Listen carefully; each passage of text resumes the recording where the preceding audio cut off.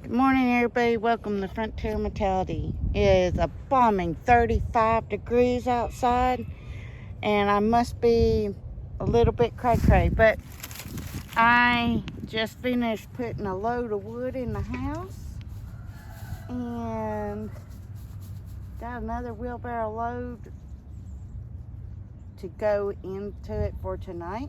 Let's see if I can get my fingers in here. So, what are we doing? I have let this go way too far. This is lemon balm. I'm going to do this first. So we're getting rid of dropping seeds. Any seeds that might be left over. And I hear the train, so we're going to pause, y'all, for a moment. I get my fingers out the glove. I don't know. I heard the train, but now I don't hear the train no more, so I'm bringing you back. It might be stopping down the tracks or something. Who knows? But I've been clearing a little bit of this out while I hear it now. It's just being quiet. Boom. Yeah, there she be. Hold on. Alright. I am clearing, as we've been waiting on the train, I've been clearing that little pile right there out. And it still smells amazing. Straight up lemon coming from this, almost because it's dead. It's almost got the pledge smell. So we're going to clean this out, and then the further back I get will be mint. So we'll switch from lemon to mint smells coming up. But I wanted to show you down underneath. See, the lemon balm is coming in. So I just need to clear some of this on top out to give it some light so it can thrive. If you're watching my shorts, I believe I've already done lemon balm. I did it with one of my other herbs. I think it was mint. But so many health benefits, and hence why we grow a lot of it. And I'm always surprised how far it does spread. But this is my herb area, so I don't care if it spreads, 'cause I like to grow my own medicine, per se. Yes, we still take some over-counter stuff, but I'm trying to adapt my body more and more to the herbals. It will be a process, because you have to wean pharmaceuticals out of your system and get what God intended it to do. Your body is made to repair itself. And herbs help your body repair itself naturally. Some of this stuff is really woody, so you might hear me grunting a little bit. Just because it's rough on my hands and it is cold. So I'm going to use this as the garden tour video, because I am out in the garden. But so, are you still stocking? I hope so. Let's see, what I bought this past week was I bought a big bag of sugar. And when I say big bag, I mean a 25-pound bag. Before you know it, canning season will be here, and I do can fruit. So I need the sugar for the fruit. I also bought I think a 5-pound bag of flour. It's sitting in the freezer right now. Which reminds me, here in a little bit, I got to pull that sucker out. It's been 3 days. Remember, always freeze your flours and your cornmeals, your beans, your rice. You don't want weevils hatching out in your food. I had that happen. One little bag of rice ruined a whole mess that I was storing loosely. So now I always store in either the bottle or Mylar bags or jars, because if by any chance I miss something again, it's only going to ruin one jar or one bottle or one bag. It's not going to ruin 90 pounds of rice which was so heartbreaking. But okay, enough of that. I know y'all see what's going on in Minnesota. I think, what was the last one I heard? Washington State was Seattle. So we see them coming back, and I'm not going to get in the politics side of it, if it's wrong or right, because my personal opinion's wrong. But nobody should have immunity when you're doing law enforcement type work, because how can you hold somebody accountable?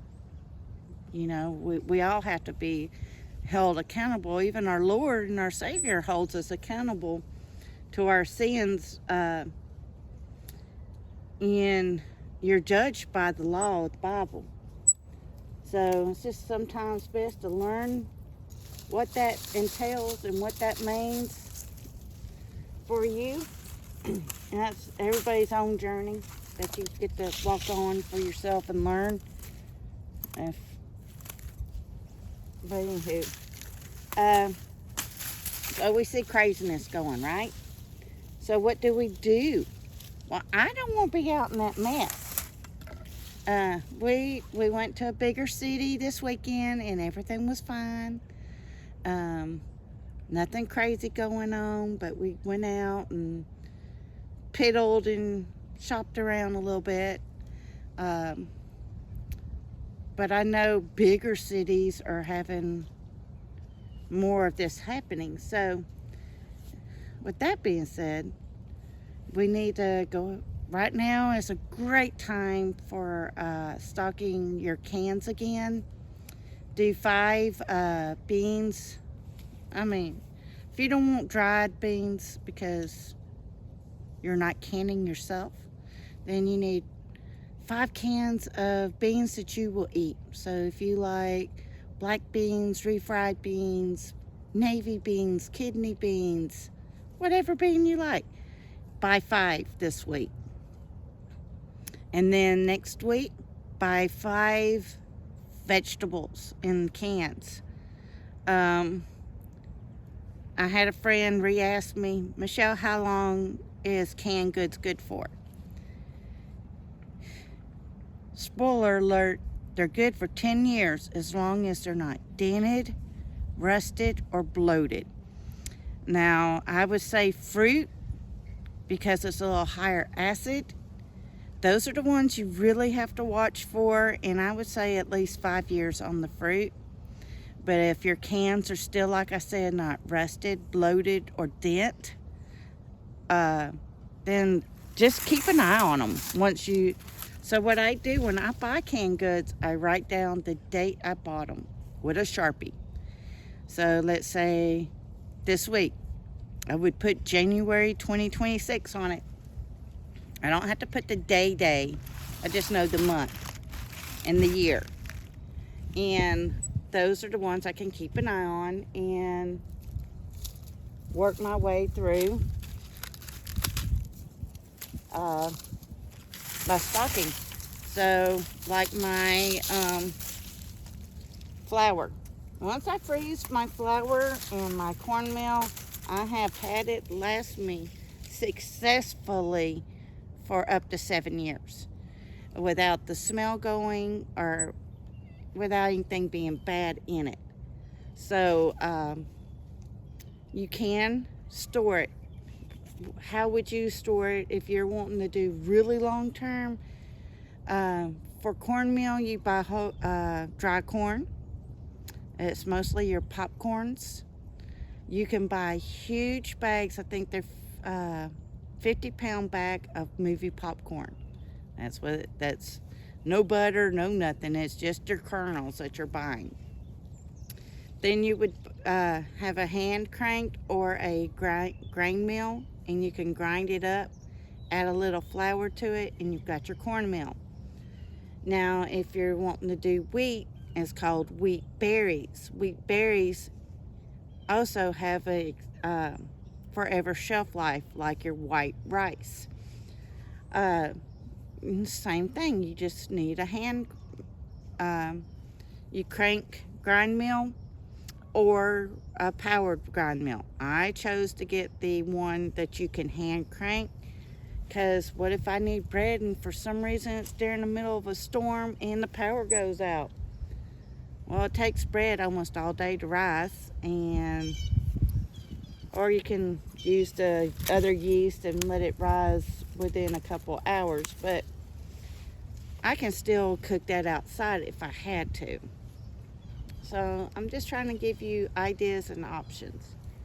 I'm not really going to show you the garden per se today, because I might pan y'all around a little bit.